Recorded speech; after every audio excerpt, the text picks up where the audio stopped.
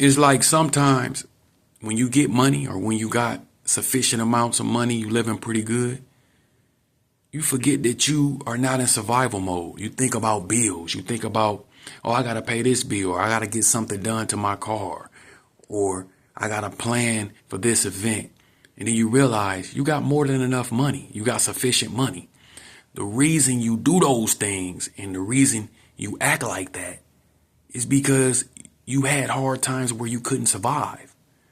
You're still stuck in that survival mindset. If you grew up in a household where your parents didn't have a lot of money, you didn't get the things that other kids got, it kept you in survival mode. If you played around in the streets, if you were just a normal human being trying to function in society, you're always in survival mode until you get to a point where you got so much money that you're above survival mode. That doesn't have to be millions and millions of dollars. That could be 100,000, 80,000 you make a year salary, 120, 130 for some people, 200, 300, whatever level that is for each individual on earth. That level is what you need to be comfortable. Being in comfort mode is what allows you to start being in investing mode, to start stacking. Sometimes we get stuck when we have comfort and we think that, man, I'm still surviving. You forget that you have comfort. But here's the thing. You don't want to continuously stay stuck in survival mode.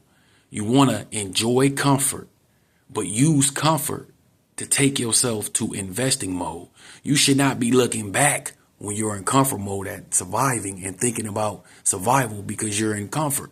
But when you're in your comfort, you need to be focusing on looking at investing, the next step, not going back. And sometimes we do that when we got a little bit of change.